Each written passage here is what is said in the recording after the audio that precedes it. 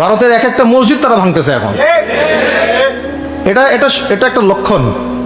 আস্তে আস্তে ওর মানচিত্র মসজিদের মতোই ভেঙে খান খান হয়ে যাবে ইনশাআল্লাহ।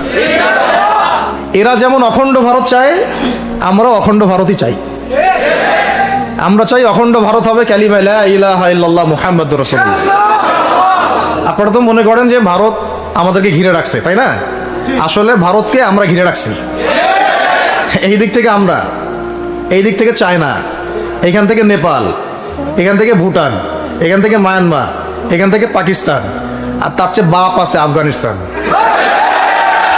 আছেন আফগানিস্তান? ওদের সাথে কেউ পারছে এই পর্যন্ত?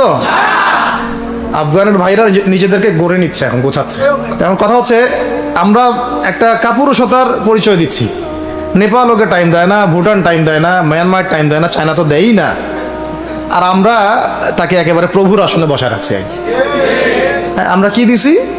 আমরা ইলিশ দেই, আমরা ট্রানজিট দেই, আমরা রেল দেই, আমরা বন্দর দেই, আমরা আর কি দেই? গ্যাস তো দেই মাশাআল্লাহ। তারপরে পণ্যগুলো তো দিচ্ছি, গার্মেন্টস দিয়ে দিচ্ছি, আমাদের প্রশাসনের মধ্যে লোকজন দিয়ে দিচ্ছি, কর্মী শ্রমিক দিয়ে দিচ্ছি। এই জন্যই তো বলি, কেন সে স্ট্যাটাস দেয় যে এই স্বাধীনতা তার স্বাধীনতা। এটাই তাহলে কারণ। তার মানে তারা আমাদের সার্বভৌমত্বটাকে স্বীকার করে না, তাই না? তারা যদি আমাদের স্বাধীনতা সার্বভৌমত্বকে স্বীকার করতোই, তাহলে তো এরকম স্ট্যাটাস দিত না, দিত কি? তো এখন কথা হচ্ছে, আমরা মাথা নত করার জাতি না। আমাদের নবী মুহাম্মদ সাল্লাল্লাহু আলাইহি ওয়াসাল্লাম মাথা উঁচু করে দাওয়াতি কাজ করছেন। মার খেলেও কখনো তিনি মাথা নিচু করেন নাই। সাহাবায়ে কেরাম রাদিয়াল্লাহু আনহুম আজমাইন মাথা উঁচু করে দাওয়াতের কাজ করছেন, কারো সামনে মাথা নত করেন নাই ইল্লাল্লাহ, আল্লাহ ছাড়া।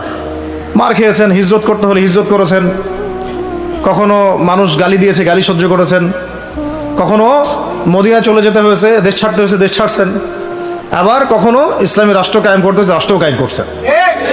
জিহাদ করার দরকার, জিহাদও করছেন, কেতালের দরকার, কেতালও করছেন।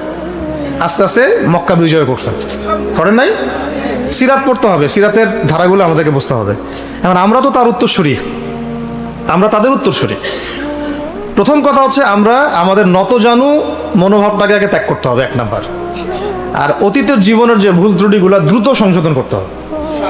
মানে এখন আর আমাদের হাতে অনেক লম্বা সময় আছে এমন না বিষয়গুলো। বাংলাদেশে তাবলীগের মেহনত, আমর বিল মারুফ নাহি আনিল মুনকারের মেহনত তো চলবে। যদি কখনো বাংলাদেশে দেখা যায় যে দেশের শত্রুরা বা দিনের শত্রুরা বা উগ্রবাদীরা এই দেশের স্বাধীনতা সার্বভৌমত্বের উপর আক্রমণ করে, তখন কি আমাদের উপরে জিহাদ ফরজ হবে কিনা? এখন যদি তাই হয়, এখন আপনাদের কি মনে হয়, এটার সম্ভাবনা আছে না নাই? এটুকু ইন্টেলেকচুয়াল অবস্থা তো আপনাদের আছে, এটার সম্ভাবনাও হতে পারে, আজ হোক কাল হোক, হতেই পারে। তখন আমার প্রিপারেশনটা কি হবে সেটা আমাকে এখন জানতে হবে। আমার প্রিপারেশনটা কি হওয়া উচিত? প্রথম প্রিপারেশন হওয়া উচিত, আগের সমস্ত জিন্দগিতে যা করছি নিজেকে আল্লাহর দিকে ফিরাই নিয়ে আসে। এটা প্রথম কাজ। যে আল্লাহর দিকে ফিরে আসে নাই, তার সাথে না জিহাদের সম্পর্ক আছে, না কিতালের কোনো সম্পর্ক আছে, সে তো আল্লাহর পথেই নাই।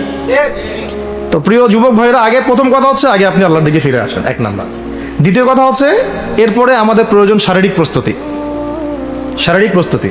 যেমনটা বললাম যে কোনো অবস্থাতেই আলেম ওলামাদেরকে, দায়ীদেরকে, মুফতিদেরকে, মুহাদ্দিসদেরকে, মাদ্রাসার শিক্ষকদেরকে, খতিবদেরকে ভিতরে ঢুকতে দেওয়া যাবে না।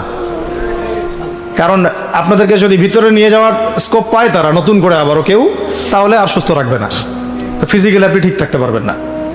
অতএব একটা সামাজিক প্রতিরোধ গড়ে তুলতে হবে সবসময়।